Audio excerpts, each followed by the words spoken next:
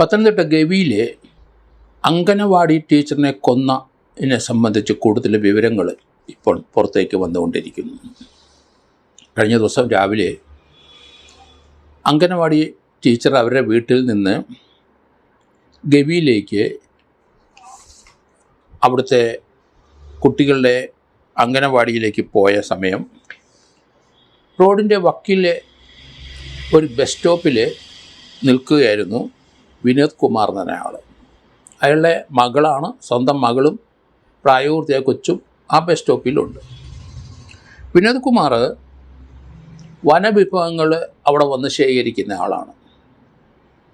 അപ്പോൾ അയാൾ മകളും ബസ് സ്റ്റോപ്പിൽ നിൽക്കുമ്പം രാവിലെ 8-8:30 മണിയോടുകൂടി അങ്കനവാടി ടീച്ചർ അവരുടെ സ്ഥാപനത്തിലേക്ക് പോകാൻ ശ്രമിക്കുമ്പം ഇയാൾ അത് കണ്ടു.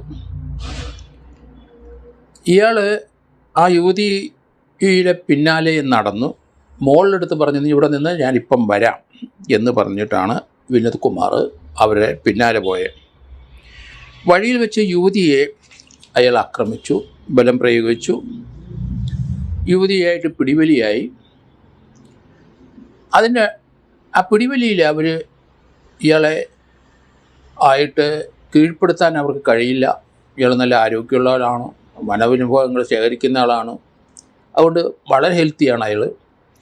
അവരെ ആ റോഡിൽ നിന്ന് പിടിച്ച് വലിച്ച് താഴേക്ക് ആ വെള്ളക്കെട്ടിൻ്റെ അങ്ങോട്ട് കൊണ്ടുപോയി. അവർ പ്രതിരോധിച്ചു. അതിനുശേഷം അയാൾ ഇവരെ ബലമായി അവരെ പീഡിപ്പിച്ചു. അതിനുശേഷം അവർ കൂടുതൽ പ്രതിരോധിച്ചപ്പോൾ അവരെ വെള്ളത്തിൽ തല മുക്കി എന്നാണ് പറയുന്നത്.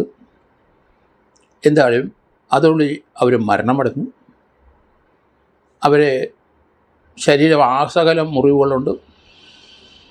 ഇയാൾ ഒന്നും അറിയാത്ത പോലെ ഈ സംഭവം കഴിഞ്ഞിട്ട് അവിടെ നിന്ന് നേരെ നടന്ന് അയാൾ ബസ് സ്റ്റോപ്പിൽ വന്നു. അവിടെ തൻ്റെ മകളവിടെ നിൽക്കുന്നുണ്ട്. ആ ഗവി മിനാർ ബസ് സ്റ്റോപ്പാണ്. കുട്ടി ഇതൊന്നും അറിയാനുള്ള സാധ്യത വളരെ കുറവാണ്. കുട്ടിയെ അവിടെ നിർത്തിയിട്ട് പിന്നാലെ ഇയാൾ നടന്നു പോയി. അല്പം വിജനത കൂടുതലുള്ള സ്ഥലത്ത് എത്തിക്കഴിഞ്ഞപ്പം ഇയാൾ അവരെ കയറി പിടിച്ചു. അവർ പ്രതിരോധിച്ചു. അങ്ങനെയാണ് ആ സംഭവം. അവരുടെ ദേഹം ആസകലം മുറിവുകളുണ്ട്. ഇപ്പോൾ വസ്ത്രങ്ങളെല്ലാം കീറി പറിച്ചിരിക്കുന്നു. വളരെ ക്രൂരമായ രീതിയിൽ അവരെ ബലാത്സംഗം ചെയ്തു.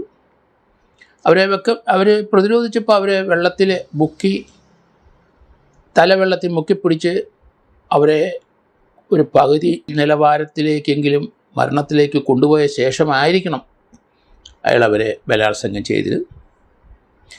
എന്തായാലും ഇയാൾ അവിടെ നിന്ന് ചിറ്റാറിലേക്ക് പോകേണ്ട ആളാണ്. മൂഴിയാർ സ്വദേശിയാണ്. അപ്പോൾ ചിറ്റാർ ബസ്സിൽ കയറി പോകണം. പക്ഷേ അതിന് പകരം ഇത് പ്രശ്നമാവും എന്ന് അയാൾക്കറിയാം. ഇയാൾ സമാന രീതിയിലുള്ള ഒരു കേസ് നേരത്തെ ചെയ്തിട്ടുണ്ട്. അതിന് ജയിലിൽ പോയിട്ടുണ്ട്.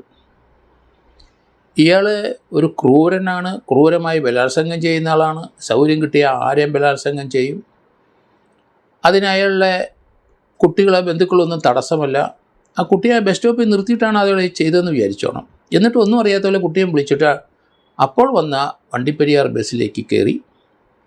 വണ്ടിപ്പെരിയാർ ബസ്സിൽ യാത്ര ചെയ്ത് വണ്ടിപ്പെരിയാറ്റിൽ ഇറങ്ങി. ഈ സന്ദർഭത്തിൽ കഴിഞ്ഞ ദിവസം ഈ പെൺകുട്ടി ഇയാൾ വരുന്ന സന്ദർഭത്തിലോ ഏതോ ഒരു അപകടത്തിലേക്ക് നീങ്ങുന്ന രീതിയിൽ വീട്ടിലേക്ക് ആ മൊബൈലിലേക്ക് കൂടി ഒന്ന് വിളിച്ചതായിട്ടാണ് മനസ്സിലാകുന്നത്.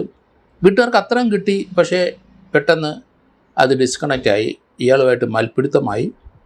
അങ്ങനെ അവർ അപകടത്തിലേക്ക് പോകുന്നു എന്ന് വീട്ടുകാർക്കൊരു ഹിൻ്റ് കൊടുത്തു. എന്തായാലും ഇവരെ കാണാനില്ലാതെ വന്നപ്പം നാട്ടുകാരും അവരുടെ വീട്ടുകാരും പോലീസ് ഉൾപ്പെടെയുള്ളവരെല്ലാം അവിടെയൊക്കെ തിരക്കി.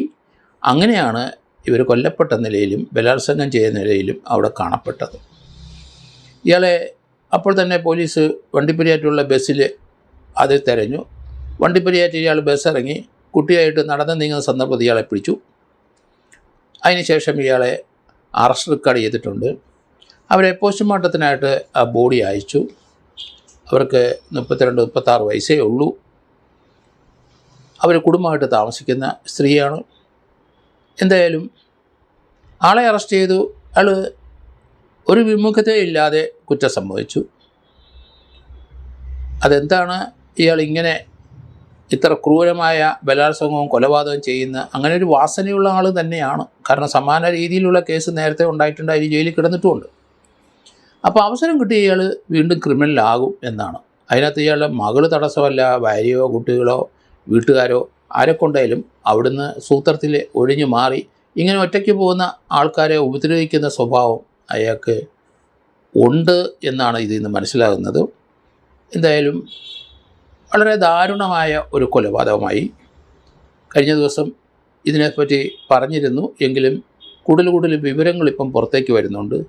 എന്തിനാണ് നേരത്തെ ചില വാർത്തകളൊക്കെ വന്നിരുന്നു, ഇവരുടെ വീടിനടുത്ത് താമസിച്ചിരുന്നു, ഇവരുമായിട്ട് വൈരാഗ്യം ഉണ്ടെന്നൊക്കെയുള്ള ചില വാർത്തകളൊക്കെ വന്നിരുന്നു. അതിൽ വലിയ കഴമ്പില്ലാന്ന് തോന്നുന്നു. കാരണം ഇയാളുടെ പ്രവൃത്തി എങ്ങനെയാണ്, കാരണം അത് വളരെ വിജനമായ ഏരിയ ആണ്. അത് ഇവർ വീട്ടിൽ നിന്ന് 3-4 കിലോമീറ്റർ നടന്നാണ് അങ്കനവാടിയിലേക്ക് പോയിക്കൊണ്ടിരിക്കുന്നത്. നേരത്തെ ചിലപ്പോൾ ഇയാൾ കണ്ടിട്ടുണ്ടായിരിക്കണം, സൗകര്യം കിട്ടാനും വേണ്ടി വെയിറ്റ് ചെയ്തതായിരിക്കാനുള്ള സാധ്യതയുണ്ട്. കാരണം ഇയാൾ മിക്കവാറും ദിവസം ഈ വനവിഭവങ്ങൾ പിറക്കാൻ അവിടെ വരുന്ന ആളാണ്. ആ ഏരിയയല്ല ഇയാൾക്ക് നല്ല നിശ്ചയമുണ്ട്. അതുകൊണ്ട് ഇയാൾ കണ്ടുവച്ചിരിക്കാൻ സാധ്യതയുണ്ട്. നേരത്തെ എങ്ങാനും ഇവരോട് ഏതെങ്കിലും രീതിയിൽ മോശമായി പെരുമാറിയിട്ടുണ്ടാകും, അവർ പ്രതികരിച്ചിട്ടുണ്ടായി, അങ്ങനെ പോയിട്ടുണ്ടാവാം.